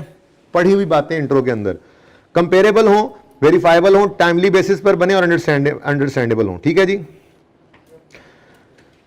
रेलेवेंस होती है, ये 2 लाइनें बस अंडरलाइन करो। Relevant information is capable of making difference in the decision made by user. Relevance of information is affected by it's materiality. बस ऐसे ही 1-2 पॉइंट्स ज़हन के अंदर रह जाए, ना भी रहे तो कोई मसला नहीं। फेथफुल रिप्रेजेंटेशन यानी ट्रू एंड फेयर वो कब देती हैं फाइनेंशियल स्टेटमेंट्स, जब वो कंप्लीट हो, न्यूट्रल हो, फ्री फ्रॉम बायस हो, फ्री फ्रॉम एरर हो। फिर कंपेरेबिलिटी क्या है, 1-2 बातें उसके अंदर बस आपने अंडरलाइन कर लेनी। Information about reporting entity is more useful if it can be compared with similar information about other entities, और अपनी ही किसी प्रीवियस ईयर के साथ कंपेयर हो जाए। कंपेरेबिलिटी क्या है, कंपेरेबिलिटी क्या है, अभी रेशियोज पढ़ के आए हो ना, आपकी अपनी अकाउंटिंग पॉलिसी कंसिस्टेंट है, आप अपने ही पिछले सालों से कंपेयर कर सकते हो खुद को। आप नॉर्म के साथ चल रहे हो, जो पॉलिसी चलती हैं, आप इंडस्ट्री के अंदर भी कंपेरेबल हो, ठीक है ना। और बात समझ रहे हो, ठीक है। अच्छा, कंसिस्टेंसी जो होती है वो हेल्प करती है कंपेरेबिलिटी अचीव करने के लिए। क्या मतलब, अभी तो बताया आपको। अगर कंसिस्टेंटली आप अकाउंटिंग पॉलिसीज अप्लाई करते हैं तो कंपेरेबिलिटी आसान है। तो कंसिस्टेंसी हेल्प करती है कंपेरेबिलिटी को अचीव करने में। बस इतनी बातें याद रखनी, ऊपर लाइन अंडरलाइन करी, इंफॉर्मेशन से लेकर इधर तक, और यहाँ का। अब ये भी सिर्फ अंडरलाइन किया हुआ याद नहीं करना, पढ़ना ही है हर दफा जितना मैंने अंडरलाइन किया, ठीक है। वेरीफाइबिलिटी क्या है जी, verifiability means that different knowledgeable and independent observers could reach consensus. वो कहते हैं फाइनेंशियल स्टेटमेंट के अंदर कोई चीज पड़ी हुई है, जैसे आप जाओगे ऑडिट करने, ठीक है, आप कहोगे उनको यार जरा ये फिक्स एसेट, मैं ऑडिट की बात कर रहा हूँ, तो उससे उसके अलावा की बात कर रहे हैं, ठीक है ना। मैं वैसे एक मिसाल दे रहा हूँ, आप ऑडिट पे जाता कहते हैं फिक्स एसेट की डिटेल ले आओ, डिटेल आते हैं कहते हैं यार जरा इसकी जरा और डिटेल ले आओ, वो फाइल लेकर आते हैं, अच्छा यार इसकी फलां चीज़ दिखा दो। एक बात कर रहा हूँ, तो वेरीफाइबल होना चाहिए फाइनेंशियल स्टेटमेंट्स के अंदर, जो भी चीज़ हो वो वेरीफाई हो सके। ये ना हो कि ये फिगर कहाँ से आई पता ही कोई नहीं। तो अकाउंटिंग जब हम करते हैं ना, फाइनेंशियल स्टेटमेंट्स जो प्रिपेयर होती हैं वो कहाँ से होती हैं, वो जर्नल एंट्री से, लेजर से, ट्रायल से फिर बनती हैं। तो जर्नल एंट्री और लेजर जो होते हैं, ठीक है, वो जब बन रहे होते हैं तो हम हर एक चीज़ की अकाउंटिंग करते हुए वाउचर्स के साथ सपोर्टिंग एविडेंस भी लगे होते हैं, जो खर्चा होता है उसके नीचे उसके बिल्स भी लगे होते हैं। जब आप जाएंगे ऑडिट्स के ऊपर आप देखेंगे तो वेरीफाइबल होती हैं फिगर्स। ऑडिटर जाके यही चेक करता है कि जो चीज़ें हैं वो मौजूद हैं भी हैं या वैसे ही बस हवा के अंदर। वो कोई भी चीज़ निकलवा ले वहाँ से, वो देखता है, वो उसके एविडेंसेस मांगता है, सारी चीज़ें मौजूद होती हैं। तो ये एक अच्छी कैरेक्टरिस्टिक है फाइनेंशियल स्टेटमेंट की, वो वेरीफाइबल होनी चाहिए। ठीक है। टाइमलीनेस क्या मतलब आप ये एंड हुआ अभी 31 दिसंबर 2021 पे, ठीक है, इसकी फाइनेंशियल स्टेटमेंट्स 3-4 महीने में तो बन ही जाए, 4 महीने में तो एजीएम भी करनी होती है अगर लिस्टेड कंपनी है तो, ठीक है। आपकी 21 की फाइनेंशियल स्टेटमेंट्स बनने का वक्त आया और अभी फिलहाल आप 19 की फाइनेंशियल स्टेटमेंट्स बना रहे हैं बैठ के, वो कोई फायदा है उसका? ठीक है। तो अच्छी फाइनेंशियल स्टेटमेंट्स वही हैं जो टाइमली बेसिस पे यूजर को मिल जाएं, बस। This means having information available to decision maker in time to be capable of influencing their decision. Understandability हो, information is made understand by classifying, characterising, presenting clear and concise manner, बस simple understandable होना चाहिए। Cost constraint भी होता है, इतना ना खर्चा हो आपको कि जी देखिए, कॉस्ट बेनिफिट एनालिसिस होना चाहिए। जो इंफॉर्मेशन की वैल्यू है वो कॉस्ट से ज़्यादा होनी चाहिए, कॉस्ट बेनिफिट एनालिसिस ये कहता है, ठीक है ना। तो जस्ट आपने ये वैसे पता नहीं ये क्यों लाइन मैंने अंडरलाइन कर दी, कोई इतनी इंपॉर्टेंट लाइन नहीं थी, ठीक है। Benefit obtained from financial should exceed the cost of obtaining and providing it, ठीक है ना। फाइनेंशियल स्टेटमेंट्स की जो यूटिलिटी है वो उनको बनाने की जो कॉस्ट पड़ी है, जो आपने सिस्टम्स लगाए हुए हैं, जो आपने स्टाफ रखे हुए हैं, आप जैसे लोग रखे हुए हैं, ठीक है, जो उनकी कॉस्ट बढ़ी, फाइनेंशियल इन्फॉर्मेशन से आने वाली वैल्यू जो है वो उस कॉस्ट से ज़्यादा होनी चाहिए, बस ये भी एक करेक्टरिस्टिक ही है इसकी, ठीक है ना। तो बस इतनी ही बातें आपने जो मैंने अंडरलाइन करवाई हैं, बस ये आपने अंडरलाइन कर ली हैं। और इनको भी अंडरलाइन बातों को भी सिर्फ जितनी बार रिवीजन करने बैठो ना, बस एक बार उसको ऐसे ही पढ़ो। आप रिवीजन करते हो, सारा सिलेबस रिवाइज करोगे ना, अब एक आपने अभी मॉक से पहले रिवाइज करना है एक दफ़ा, ठीक है, फिर मॉक के बाद एक दफ़ा रिवाइज करना है, फिर माशाल्लाह सुना है इस दफ़ा छुट्टियां भी ठीक ठाक हैं तो बीच में एक रिवीजन आप मैं तीसरी और कर रहे हो। मैं कहने का मतलब ये आप 10 बार रिवीजन करो, मुझे इससे कोई मसला नहीं है।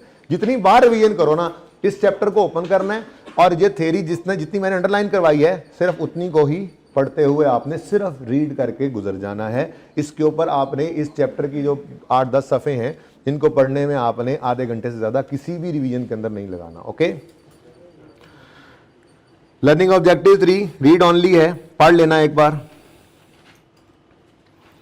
कोई क्वेश्चन हो तो मुझसे रिवीजन क्लास में पूछ भी सकते हैं। लर्निंग ऑब्जेक्टिव 4 भी रीड ऑनली है, रीड ऑनली है ना। कंसिस्टेंसी क्या है, मटीरियलिटी क्या है, ये सारी बातें आपने इंटर में पढ़ी होती हैं, फिर भी आप इनको पढ़ें और अगर कोई क्वेश्चन हो तो मुझसे पूछ सकते हैं।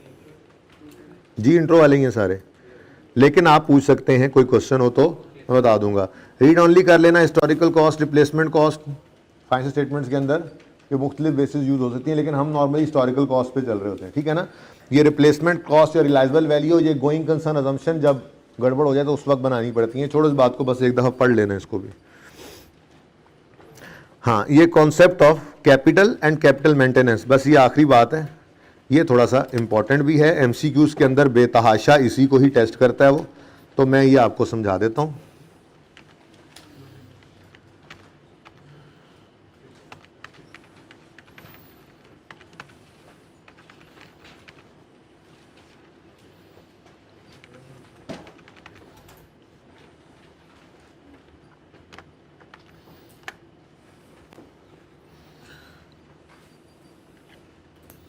ये एक छोटी सी इलस्ट्रेशन है आईकेयर की बुक की, इसी को ही कर लेते हैं।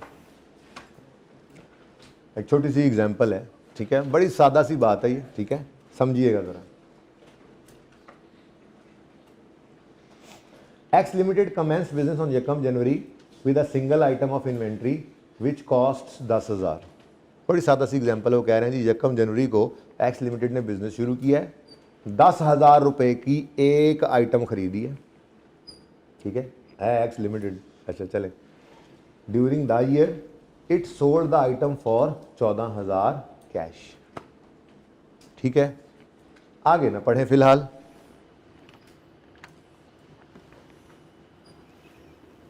इनकम स्टेटमेंट अगर मैं बनाऊं,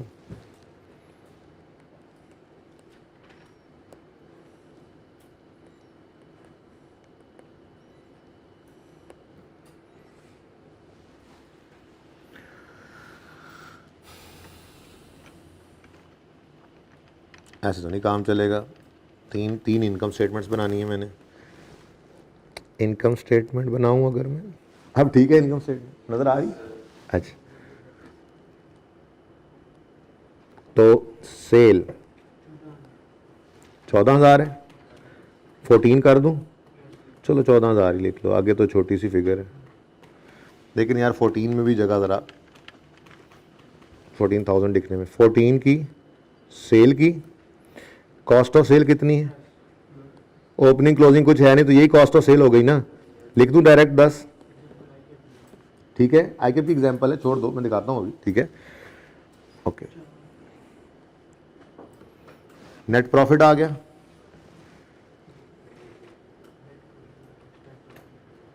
कितना? 4।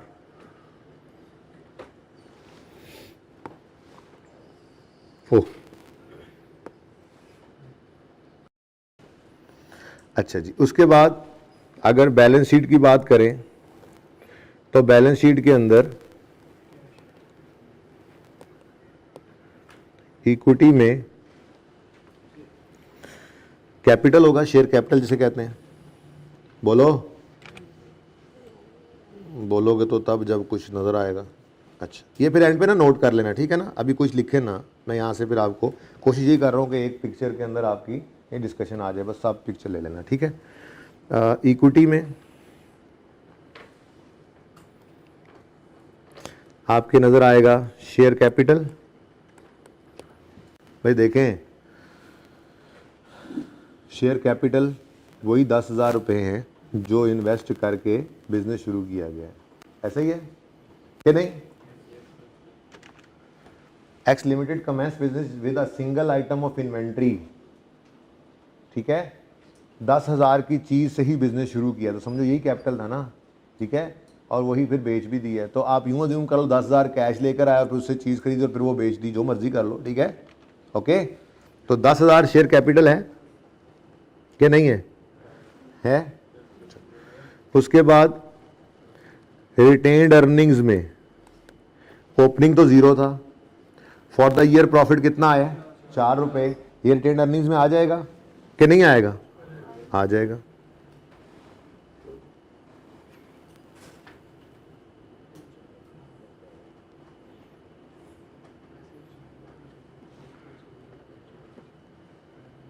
जी कितना?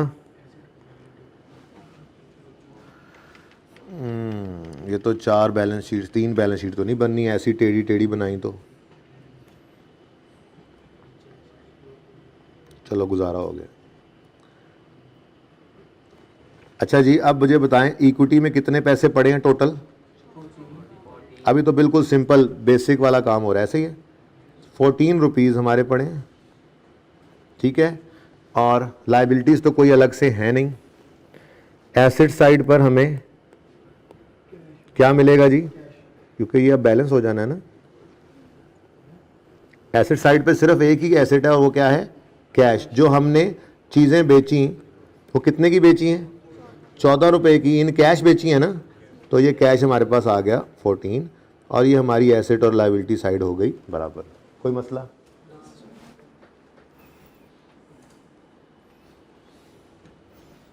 कोई मसला है जी?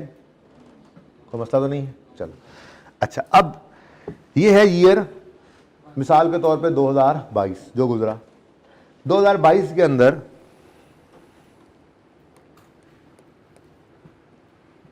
ये बिजनेस हमने किया, ठीक है, और 2022 के अंदर ये हमारे बिजनेस की पोजीशन है, ठीक है। अब 2023 के अंदर जब हम यही बिजनेस कंटिन्यू करना चाहेंगे तो क्या हम ये कंटिन्यू कर सकेंगे बगैर कोई और चीज़ देखे? बताओ, अभी कोई और चीज़ नहीं देखी हमने, बस इतनी बात है। हाँ, अगर हम इसी लेवल के ऊपर ऑपरेट करना चाहें तो हम फिर एक यूनिट खरीदेंगे और फिर एक बेच देंगे। क्यों? क्योंकि हम पता है क्या कर रहे हैं। अब ज़रा देखना, मैं थोड़ा सा चेंज करने लगा हूँ इस फॉर्मेट को, मैं यूँ लिखता हूँ,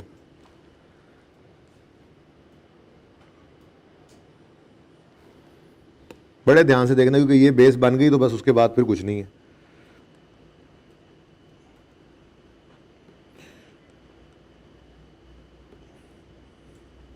बल्कि यहाँ तक काफ़ी होगा।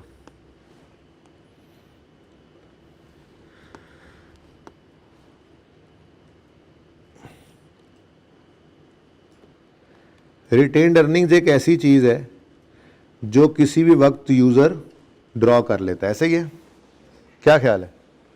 तो अगर हम 4 रुपये विड्रॉ भी कर लें, ड्राइंग कर लें, या कंपनी है डिविडेंड के तौर पे पूरे 4 रुपये बांट दें, ओनर की है ना, तो भी हम ऑपरेट कर सकते हैं इसी लेवल के ऊपर, कोई मसला नहीं है हमें भाई। 10 रुपये की चीज़ पहले भी खरीदी थी, 10 रुपये की चीज़ फिर खरीद लेंगे, फिर बेच देंगे, और इसी लेवल पे अगर हमने ऑपरेट, देखो रिटेन अर्निंग का कॉन्सेप्ट ही क्या होता था, अर्निंग्स रिटेन होंगी, री इन्वेस्ट होंगी, बिजनेस ग्रो करेगा। नहीं, ग्रो नहीं करा रहा मैं, कह रहा हूं जितने पे हैं उतने पे रह लें। तो सादा बात है, 10 रुपए की चीज खरीदी थी, 14 की बेची, 4 का प्रॉफिट आया, रिटेन अर्निंग में पड़ा है, निकाल घर भी ले जाओ, 10 तो कैपिटल में पड़ा है ना, ठीक है। अगले बार फिर 10 रुपए की चीज खरीदेंगे और फिर 14 की बेचेंगे और फिर 4 प्रॉफिट कमाएंगे। यहां तक को मसला। पर अब एक छोटा सा मसला आया। वो मसला क्या है? वो मसला ये है, during the year general inflation was 5%, महंगाई 5% बढ़ जानी है। अब आपने अपने कैपिटल को मेंटेन तो किया, लेकिन सिर्फ मनी टर्म्स में, मनी फॉर मनी, 10 रुपए 10 रुपए 10 रुपए, क्या मतलब 10 ठीपे आपने रख लिए ना, ये 10 ठीपे आपने इस साल में इस्तेमाल किए और आपने फिर 10 ठीपे साइड पे रख लिए और आपने कहा अगले साल भी इसी 10 ठीपों की मैं यही इन्वेंट्री के आइटम खरीदूंगा और बेच दूंगा। तो किसी साथ वाले ने कहा अगली बार ये 10 ठीपे आपके वो आइटम नहीं खरीद सकते। यानी अगर मैं रियल टर्म्स में बात करूं, ये क्या बात हुई? ये मैंने कौन सी मेंटेनेंस की है? ये मैंने कैपिटल मेंटेनेंस की है। कौन सी? मैंने फाइनेंशियली तो कैपिटल मेंटेन किया है, इसको कहते हैं फाइनेंशियल कैपिटल मेंटेनेंस कहते हैं, लेकिन मनी टर्म्स में। क्या मतलब? मनी फॉर मनी यार, पैसा पड़ा है बस भाई, आज का 10 रुपया कल के 10 रुपए के बराबर नहीं है। आप मनी टर्म्स में बात कर रहे हो, रियल टर्म्स में बात करो तो यही वाला आइटम इस लेवल पे ऑपरेट करना है, तो यही आइटम मैंने दोबारा खरीदना है, यही वाला आइटम मुझे अगले साल 10 रुपए का नहीं मिलना, बल्कि कितने का मिलना है? 10 इंटू 1.1%, 1.05% करो, कितना बनता है बेटा? जनरल की बात ही कर रहा हूं फिलहाल, 10.5, 10.5 रुपए का बनता है। इसका मतलब मुझे 10.5 रुपए अपने पास मेंटेन करने चाहिए इक्विटी में, और बाकी 3.5 रुपए ऐसे हों जो मैं घर लेके जा सकता हूं, अगर मैं इसी लेवल पे मेंटेन करना चाहता हूं अपने आप को। तो इसका मतलब अगर मैं फाइनेंशियली ही मेंटेन करना चाह रहा हूं, फाइनेंशियल कैपिटल मेंटेनेंस की ही बात कर रहा हूं, लेकिन वो फाइनेंशियल कैपिटल मेंटेनेंस में रियल टर्म्स में कह रहा हूं, रियल टर्म्स जी, रियल टर्म्स, तो क्या करना पड़ेगा? अब जरा ध्यान से देखिएगा।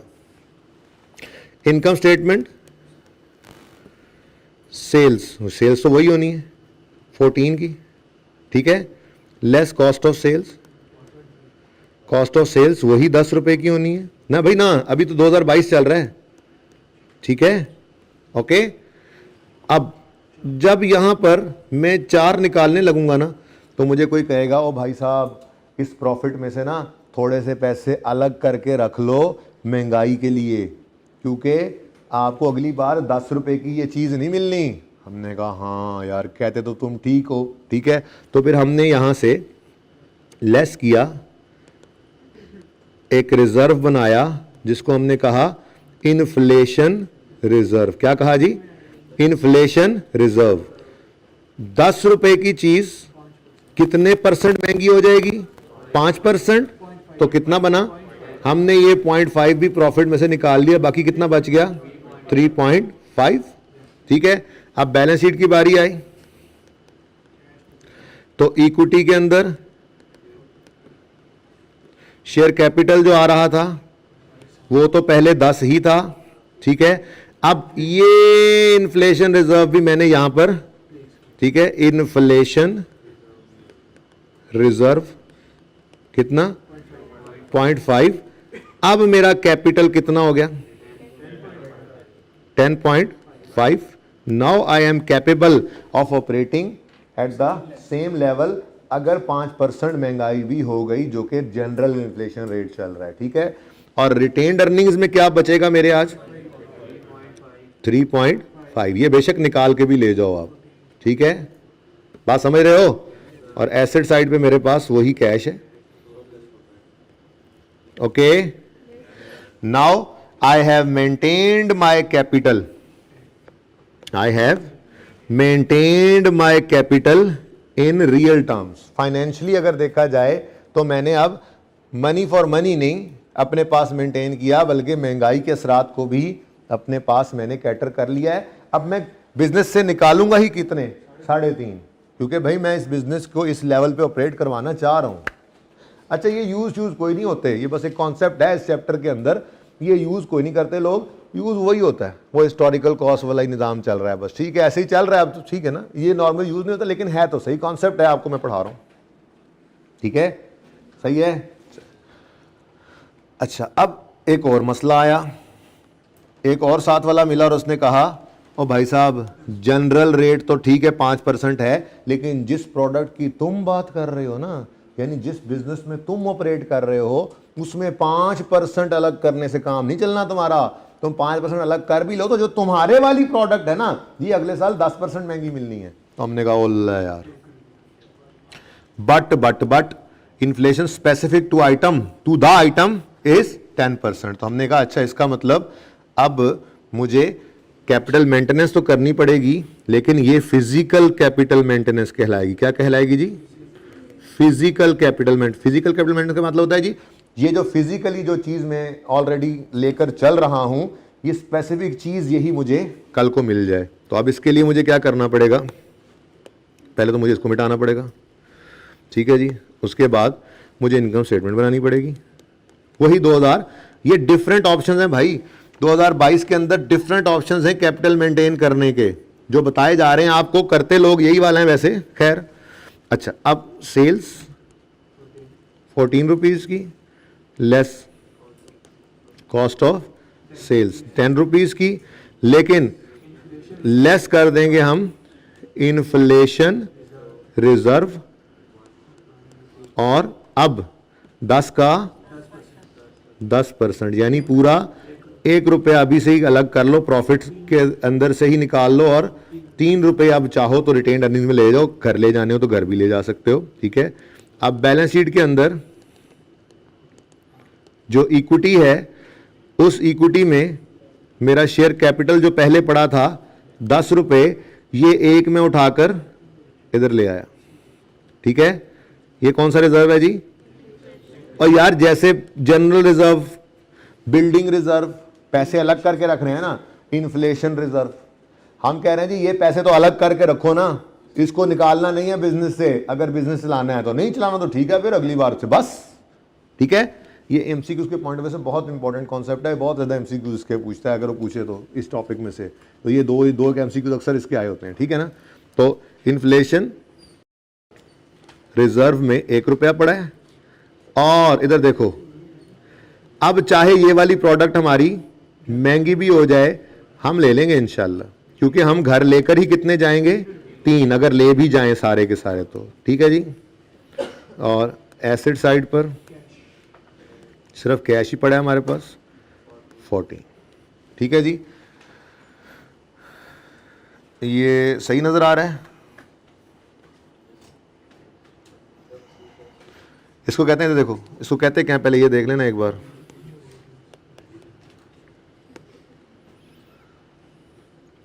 कैपिटल, ये बाद में नोट कर लेना, और कैपिटल मेंटेनेंस जो ऊपर लिख रहा हूं, पहले मैं अलग अलग ही रखूंगा, ठीक है ना। कैपिटल मेंटेनेंस 2 तरह की होती है, एक होती है फाइनेंशियल और दूसरी होती है फिजिकल। फाइनेंशियल में फिर आगे 2 तरह की थी, ठीक है, मैंने ज़रा इस तरह से पढ़ा दिया जी, उलट चल के, ठीक है ना, बात समझ आई है। कैपिटल मेंटेनेंस 2 तरह की होती है, एक फाइनेंशियल, दूसरी फिजिकल। फाइनेंशियल के अंदर फिर फाइनेंशियल मनी टर्म्स सेम वही, और रियल टर्म्स इन्फ्लेशन जनरल को कैटर करते हुए, ठीक है। और फिजिकल मेंटेनेंस जनरल नहीं, स्पेसिफिक इन्फ्लेशन को भी हम कैटर कर रहे होते हैं इसके अंदर, ठीक है जी। जरा देखो ये तस्वीर में सही आ जाएगा, ये सारा तस्वीर में सही आ जाएगा, चलो वो कहता है मैंने सेल्फी वाला कैमरा ऑन किया होता। भाई ज़रा पॉज करिएगा आमिर भाई। अच्छा जी, अब देखें प्लीज़ प्लीज़ प्लीज़ बेटा प्लीज़, ये कैपिटल मेंटेनेंस का जो कॉन्सेप्ट है इसको अब यहाँ से आपने सिर्फ रीड ऑनली कर लेना है एक बार। ये कॉन्सेप्ट आपके सामने ये आ चुका है, ठीक है, बस यही कॉन्सेप्ट है, पढ़ोगे तो यही बातें ही होंगी इसके अंदर, ठीक है। लेकिन एमसीक्यू उसके पॉइंट ऑफ व्यू से बहुत इससे ज़्यादा इंपॉर्टेंट है। ये जो आपको एग्जाम्पल नज़र आ रही है ना जी, ये दरअसल वो आई कैप की ही एग्जाम्पल है और उसका डायरेक्ट सोल्यूशन यहाँ पे बना हुआ है, ठीक है। बस वो पूरी फिगर्स के अंदर या उसी को शायद 1000 में, मतलब वो 10,000 की बजाय यहाँ 1 लाख है, बाकी सब वैसे ही है, बिल्कुल सेम टू सेम, ठीक है ना, तो कोई फ़र्क नहीं है इसके अंदर। तो ये ना समझिएगा ये क्या होगा, सब कमेंट्री वगैरह पढ़ लीजिएगा एक बार। आई कैप के पास पेपर में कुछ पुराने सवाल भी हैं, ठीक है, इनको एक नज़र देख ज़रूर लीजिएगा। लेकिन एमसीक्यूज़ अगर आप देखेंगे ना, पढ़ने एक बार सवाल देख लीजिएगा, कोई मसला हो तो मैं ज़रूर बताऊंगा। मैं एमसीक्यूज़ की तरफ आना चाह रहा हूँ।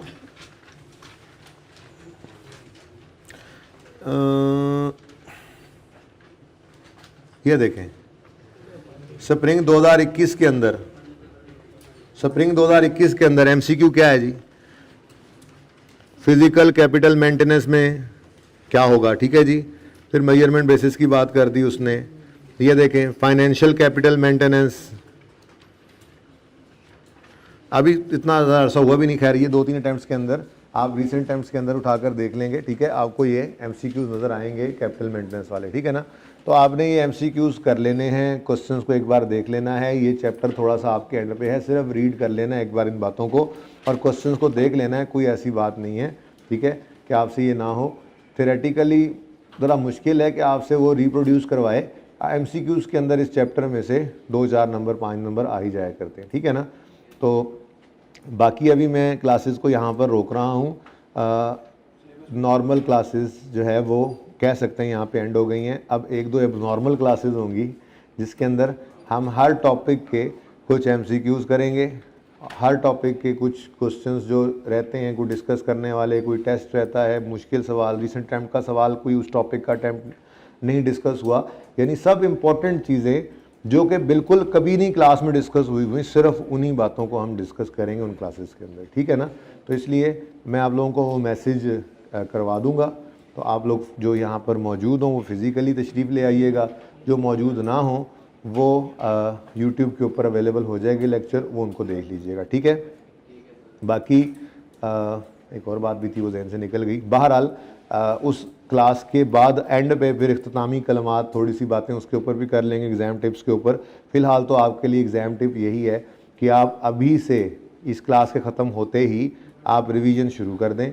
आप ईपीएस का टॉपिक फटाफट तैयार करें। दोबारा ईपीएस का टॉपिक करने का तरीका ये होगा, एक सीटिंग में बैठ के सारे क्लास वर्क वाले सवाल, होमवर्क वाले सवाल बेशक आप उस तफसील से ना कीजिएगा, क्लास वर्क वाले सारे सवाल एक सीटिंग में करने हैं आपने। थ्योरी को एक नज़र पढ़ना है आपने, उसके बाद सारे एमसीक्यूज़ कर लेने, ठीक है। ऐसे ही रेशोज़ के लिए भी आपने एमसीक्यूज़ को थोड़ा सा टाइम देना है और ये रिवर्स ऑर्डर में चलते जाएं। नॉन प्रॉफिट ऑर्गेनाइजेशन के जो स्टैंडर्ड्स हैं उनको आपने फ़िलहाल नहीं पढ़ना है, उनको मैं अब टाइम दूंगा। ये 5-6 दिन जो आपसे मांगे इसके अंदर मैं उसमें देख लूँगा। मैं बाकी अपने सीनियर्स को भी देख लूँगा, मार्केट को भी देख लूँगा, क्या नॉर्मली चल रहा है यहाँ पर, ठीक है। तो उसको हम देख लेंगे कि सिर्फ थ्योरेटिकली हमने उसमें से कुछ बातें देखनी है या कोई एक आधा क्वेश्चन मज़ीद करने की ज़रूरत है, तो वो सारी बातें इंशाल्लाह। बाकी तो पेपर डे तक मैं आपके साथ ही हूँ, आप ऐसे समझ लें।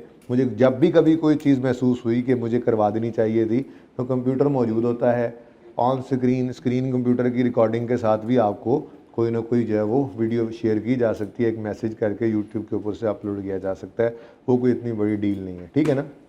लेकिन स्टिल मैं कोशिश यही करूँगा कि जो अगली 2 या 3 क्लासेस एंड वाली हों उनके अंदर हम चीज़ों को काफ़ी हद तक कर लें। 100% तो बहरहाल कोई भी दावा नहीं कर सकता, लेकिन कोशिश यही होगी कि चीज़ों को हम कर लें। बाकी मेहनत करना हमारा काम है, आगे रंग लगाना तो अल्लाह का ही काम है, ठीक है। तो डरते रहें अल्लाह से और अम्मा अब्बा की खिदमत करते रहें और नमाज पढ़ते रहा करें और पढ़ाई के ऊपर पूरा फोकस करें। मैं बार बार कह रहा हूँ, ये आखिरी महीने से भी कुछ दिन ज़्यादा ही हैं आपके पास, ये आपके पास गोल्डन टाइम है। जो कमी बेशी सेशन के अंदर हुई है वो सारी यहाँ पर पूरी हो जाएगी इंशाल्लाह। 13 से 14 घंटे प्रोडक्टिव में मैं आपको एक्सप्लेन कर चुका हूँ क्या होता है, ठीक है ना। 13 से 14 घंटे प्रोडक्टिव, यानी कि दिमाग भी किताब पे, आंख भी किताब पे, ठीक है। ये काफ़ी होंगे 3 पेपर्स के लिए अगर आप 13 से 14 घंटे प्रोडक्टिव, और इसके लिए बैठना कम से कम 15-16 घंटे पड़ेगा। 15-16 घंटे बैठेंगे और ज़बरदस्त तरीके से बैठेंगे तो 13-14 घंटे प्रोडक्टिव निकलेंगे। 3 पेपर्स की कोई मजाल नहीं है कि वो पास ना हो, ठीक है। जो मुस्कुरा रहे हैं भाई वो फिर मुस्कुराते रह जाएंगे। देखें, अगर 3 पेपर रखे हुए हैं तो 24 घंटे में से आपको 15 घंटे बैठना ही पड़ेगा, तभी ये बात इस तरफ जाएगी, ठीक है। 13-14 घंटे तभी निकलते हैं प्रोडक्टिव, और ये काफ़ी है, ठीक है। आपके पास 15 घंटे बैठने के बाद भी आपके पास तकरीबन 8 से 9 घंटे हैं, ठीक है। अब नॉर्मली आप 6 से 7 घंटे सोकर इन दिनों के अंदर अपनी नींद को पूरा कर सकते हैं। बाकी नमाज़ पढ़ें, घर वालों को, अम्मा अब्बा को थोड़ा टाइम दें, कोई गेम शेम छोटी मोटी एक्टिविटी होनी चाहिए 1-8 घंटे के लिए, असर से मगरिब वो कर लिया करें। लेकिन बस यही काम ही हो आपके, बस नमाज हो, खाना हो, 1 घंटे को आपने अगर करनी है गेम तो हो, बस उसके अलावा और कोई काम ना हो। 6 से 7 घंटे का सोना हो बस। तो ये अब, अरे एक और छोटा सा मसला भी आएगा, चलें वो मसला आखिरी क्लास के अंदर डिस्कस करेंगे, फ़िलहाल तैयारी शुरू कर दें।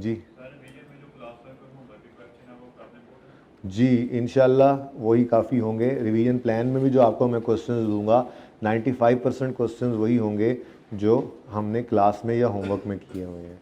तो इसलिए रिवीजन प्लान का इंतज़ार नहीं करना आपने, बल्कि आपने तरतीब से काम शुरू कर देना है। जिस टॉपिक को भी लेना है आपने लेक्चर नोट्स की लॉजिकल सीक्वेंस के अंदर आपने करना है। जिस तरतीब से क्लास वर्क और होमवर्क के सवाल क्लासेस में हुए थे उसी तरतीब से रिवीजन करनी है। फ़र्क सिर्फ ये होगा कि आपने कैश फ्लो का एक सवाल क्लास वर्क में किया, एक होमवर्क में किया, रिवीजन करते हुए, पहली रिवीजन करते हुए वो दोनों सवाल आपने करने, तो एक दिन में वो नहीं करने, फिर वो आपको 1-1.5 घंटे में करने पड़ेंगे दोनों सवाल, ताकि आप एक दिन में कोई 8-10 लेक्चर आप टॉपिक कैश फ्लो का टॉपिक रिवाइज कर रहे हो, एक दिन में हो जाए, नहीं तो 2 दिन में हो जाए, बस इतना ही हो, ठीक है।